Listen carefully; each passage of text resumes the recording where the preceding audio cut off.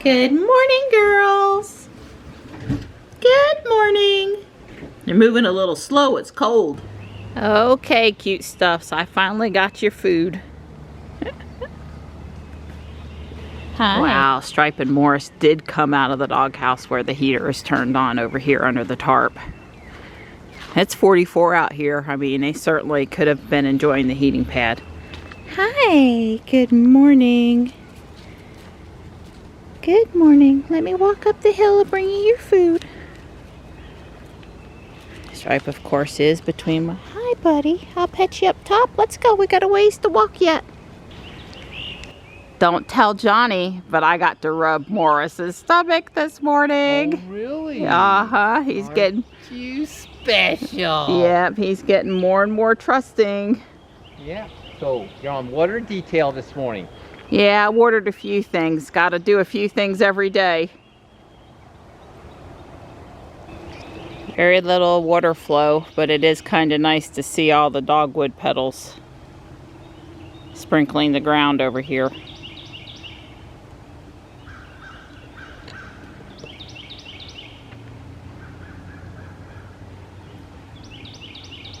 Hello. I got my paper. Yay! And enough time to read it today. Yeah, we're up a little early. I think we got up at 7:30. That's early for us. Just kind of these very bright in the morning critters stirring. Didn't go to bed too late, at least in Dawn's case, so yeah. Gray's enjoying being the only kitty on the walk this morning. Tux chased Slate under the front porch, and Gray took the opportunity to get out here without being chased. I'm not sure exactly how this happened, but that's Stripe, and Morris is taken off up there by the Marty, one of the two. I think because Tux didn't follow me, they ended up shuffling positions. Hello. Goes, but I just want to walk in the mornings too, Mom. Come on, Gray, it's okay. I promise he's not going to hurt you. He doesn't do mean things. He's not mean. Oh, goodness. Let's see if I can go restore the balance of power in the yard. That's the heat pump behind me. See, it's so cold out here that we're having to run the heat this morning. I'm just showing that the Wigelia has opened up nicely. Stripe and I are using the path I'm mowing every time now. So according to WeVideo, it took me right at an hour to put on his arms and talk about what I was doing and all that good stuff. I had to get my lights, my camera set up, all going. But I was able to get the arms built with no problems. Here, let me show you what he does. I was walking through the code. So the program starts, the center light goes to red. You tell the brick that it's orientated to the left. Start the scanning animation, which we saw the other day with the eyes. Do a little calibration to make sure the arms are down and the head is forward. Turn to the right and turn on the ultrasonic. And then wait until something is in front of the ultrasonic sensor. I've been using my hand. And then after it sees something, then play target acquired sound and turn back to the left. The same amount you had previously turned to the right, which would put him back to the center. So let's go ahead and do that. I've pressed the little start button. Red light, scanning eyes, calibration, turn to the left, hand underneath the ultrasonic, and back to home position, turn back to the right. So it's doing exactly what I had asked it to do. And then something I'm not quite used to having to do with the EV3, but I've got to come press stop. And that actually ends the program. Maybe there's another way to do that, but he'll sit there throbbing, keeping the animation up, staying in the program. I mean, a little bit with the EV3. You know, the EV3 had the opposite problem. The program ended and it was done. You couldn't read any of your diagnostics from the LCD screen or anything else because it was just done. This robot's the other way. Even for little simple things, it still stays running. It doesn't really end until you press the stop button. So it's a little bit of a different approach, and I think there's pros and cons to either way. But anyway, the arms are built. I have about an hour until we need to leave to go get our second COVID shot. So I'm trying to decide if I want to build the legs or not. I probably do. So I don't quite have enough time to do his legs. Oh. Yeah, I guess I'll have to save that for another day. I need a solid, an hour and 15 minutes would be cush. Right. And we're now leaving in 40 minutes. Yeah. So I don't have enough time. No. But I did get the arms working and that program, and it all, I made one or two boo-boos early on, but it went pretty smooth. Good. So Donnie, I need a couple of bins from Harbor Freight. I need a bin for the new robot, the nice new sparkly robot parts. Yes, nice, I need a bin. I do. I need 2 or 3. Well, if we go for one for the robot, let's say it's not worth driving down there unless we get like 4. Right. That's right. Here it is. Your chauffeur and chariot away. Yay! It's a nice 70-degree day now, a perfect afternoon for a drive. Here, let me get this for you. Thank you. Hey, handsome. Hey, pretty thing. All right, let's send the address to Jules where we're going down in Onslow County. It's a slightly different building, like around the corner from last time. And there we go. 188 Northwest Corridor Boulevard, Jacksonville, North Carolina. Here we come. Gonna get there at what time? 3:18. And our shot's at 3:40. So I told Don, if we see a Harbor Freight along the way, or if we see a plant center out in the middle of nowhere, either one of those would be on my list of places to add to our schedule today. Sure, that makes sense. Seeing how these things come up with the ways they come. Yeah, we were undecided as to which route we wanted to take, and we started to take one route and changed our mind to let it take us back to the other route or something. And anyway, we're sort of on a path rarely or never traveled to get to where we're to start this out, which is saying a lot because I've been lived in for 30 years and I don't think I've ever been on this road. Yeah, well, I told him we're basically mirroring Highway 42 over to Clayton, but we're not on Highway 42.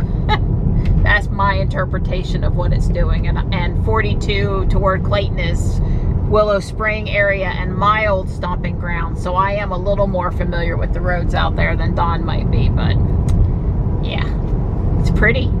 Yeah. We like different, so we've got different. Different is what's happening. See, we get farmland and barns and ponds and all that good stuff. So I told Don he was lucky the COVID shot gets him out of working for 3 hours this afternoon. Yeah. And then he reminded me. I got to get up at 5:30 tomorrow morning to help Johnny and Marianne off to school. Johnny has exams or something? A pre-ACT. Pre-ACT. So a standardized test practice thing, something, and it's got to be done on campus. And so, yes. And they don't start it late just because you're not used to getting up and driving in there. So, yeah. So we're getting up early. I already set the alarm for 5:30. So once I get her all settled and out the door, then I'll log on and get to work for 3 hours. Should be able to work for 3 hours before my 10 o'clock call. Yeah, I guess I don't know how long Johnny's going to be there tomorrow, but they were offering free lunch and he signed up for lunch. And I guess I'll just let him text me and he'll know I'll be there in about 45 minutes after he texts me. So he can text me when he sits down to lunch, or he can text me, well, he can text me whenever and I'll just go back and get him. I'm not planning on staying downtown. I have done that on occasion over the last 3 years, 4 years, when he's needed to do something at the school, but not going to be there very long, but not often, not often.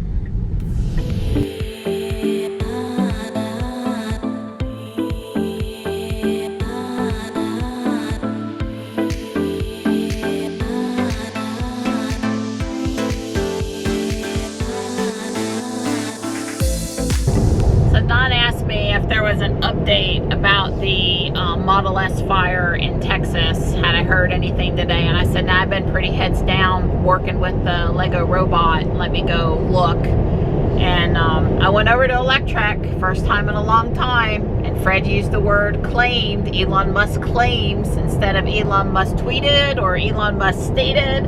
So I didn't read that article and I left that site. I went over to TeslaModelXJourney, and they had some clarification from the local fire chief, not the constable guy that swore almost that there was absolutely no driver in that car, but the actual fire chief. And I thought he brought a little bit of sanity to the whole battery fire thing, right? When cars hit trees and they hit trees at high speeds, people usually don't make it, and the cars often catch on fire. And I think that's a fair statement, whether it's an electric car or it's a gas-powered car. Cars hitting trees at high speeds, it's not a good thing. And I'm really sorry that those guys lost their lives, and we don't know why they lost their lives. And we also don't know, well, back to the battery for a minute. So the fire chief basically said flames were out in like 3 to 4 minutes.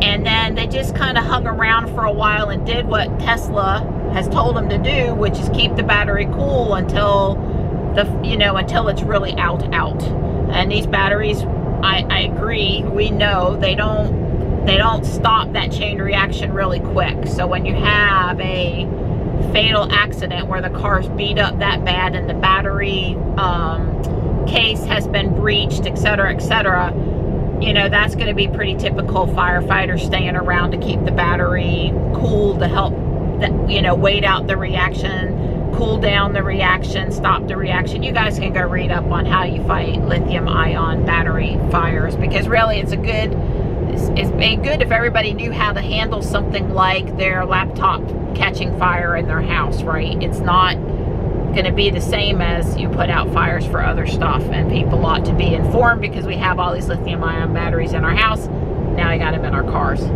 But also, the constable, he said that there was absolutely no driver of that car. Well, I don't think we know that. I think we know when they put out the flames, they found 2 deceased males in the car, and they obviously weren't in the driver's seat.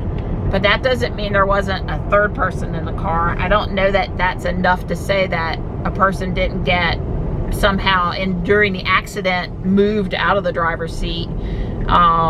We just don't know at that point. So that was, that led to all of the headlines about driverless Tesla, which therefore implied that autopilot was in use, or traffic aware cruise control or something. And the way the media went off on it is wrong. It's just wrong. Say, because I follow Tesla, I know how the media does Tesla.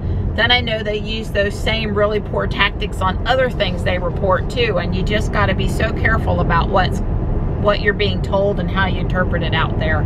Elon tweeted that autopilot was not in use and that car didn't have full self-driving, so there's no beta. The car couldn't have been driving itself at that time. I guess time will tell what really goes on, but yeah, I could have done without all those headlines and stuff this week. I wish the media has really gone, and not just on Tesla News, but I wish they really cared about reporting the facts, and a little less about interpreting what they think they might know in order to get clicks. The media being driven by by money, by clicks, by advertising. It really seems to stilt their coverage, and it gets me upset every time, and especially when it has to do with Tesla. We just got off I-40. We are on Kenansville Bypass in Magnolia, North Carolina. We take several, I guess this is technically 24. We take several smaller roads now to go the final. There's a Tesla! Yeah. It's the first one we've seen today. Today. It's the first one we've seen today, yeah. And we're out in where, North Carolina? Yeah. Nowhere. I mean, goodness. We're a couple minutes early for our appointment, and this place is a couple miles away, so Don is letting me look.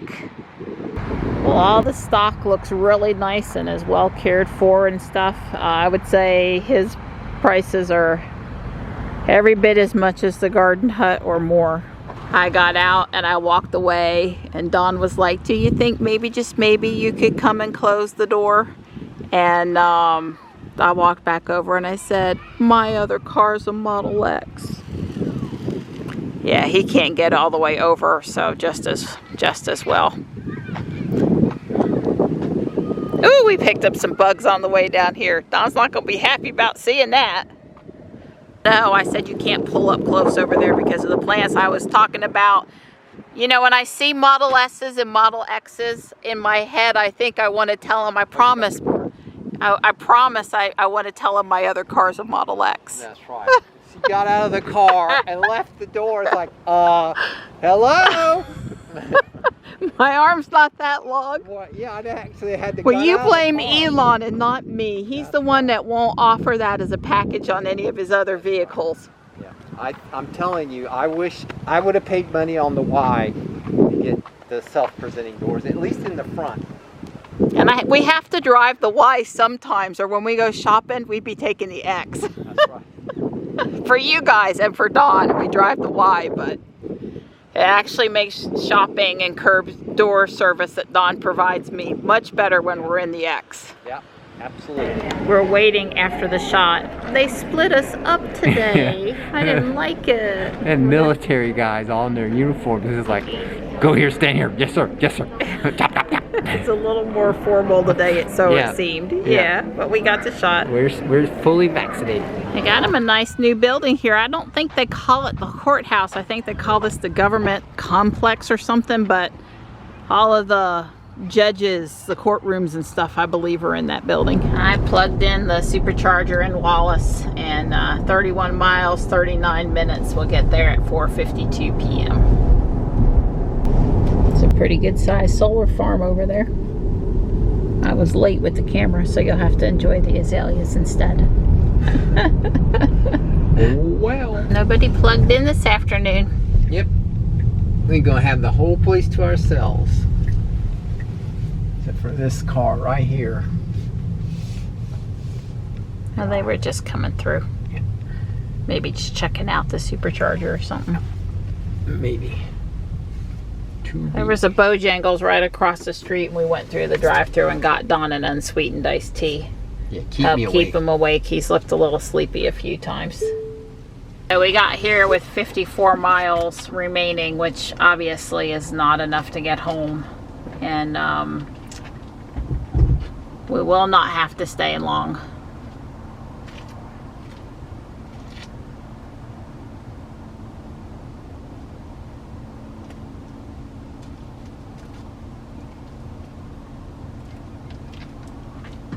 This that it's showing down there was the last session. Oh, yes. But as soon as it started, it cleared it out. Yep. We're not super low state of charge, so. Yeah. But it's climbing right on up there. We did not see any preconditioning the battery messages today. I looked several times, never saw it. And it's 73 out there, but it was warm the last time we came through too.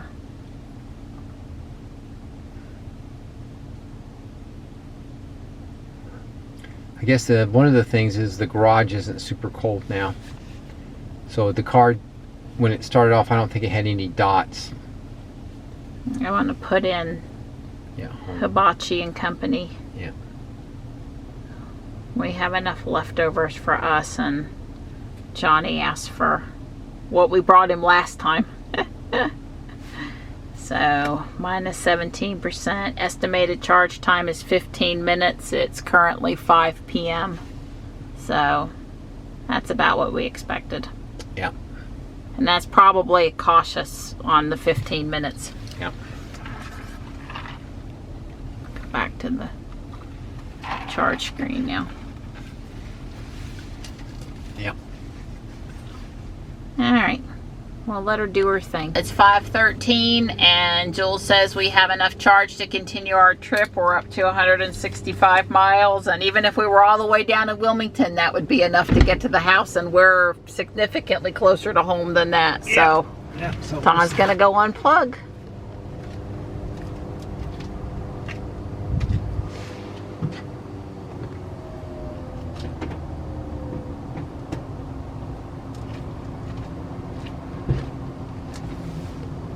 So it's $7.68 if we had to pay it, which we don't because we have referral miles. Thank you very much.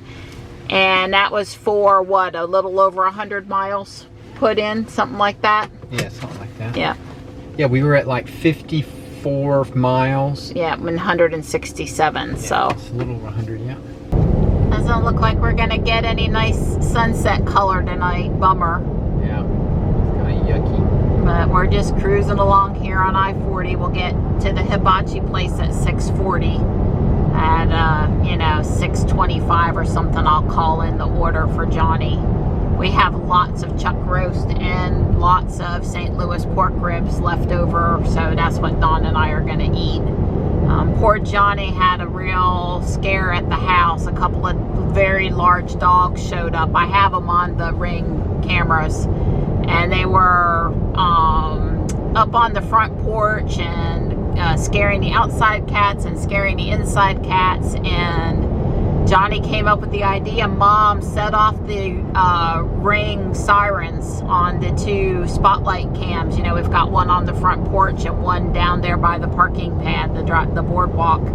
And it looked like after I set them off 4 or 5 times in a row, the dog left the yard. So, and it had been there for, I'm going to say, a good 30 minutes, 45 minutes at least. So Johnny did really good coming up and reminding me that because I was like, God, what noise can I set off at the house? And then Johnny remembered the sirens, and they seem to have done the job. Poor guy, though, having to deal with that. Haven't had a dog in the yard in months. Well, except for the 2 little chihuahuas up the hill, and they live up there. They don't sort of count. I knew you couldn't put her in the garage dirty. Well, what would you expect? Yeah, Dawn sprayed the front bumper, I guess, and letting it soak in before you wipe. Right. Yeah. There was, when you come back from the beach, essentially, you're going to get bugs on I-40. That's just what happens. Yep. We got back with plenty of range. Let me just look and see what it was. Tesla file tell us, but it's 60-something, I think.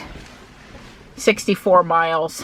And we did stop at Hibachi and Company in Fuquay, which wasn't really out of the way, but got Johnny some takeout. I'm warming up leftovers for us, and so far so good with how we're feeling. Yep, so far so good.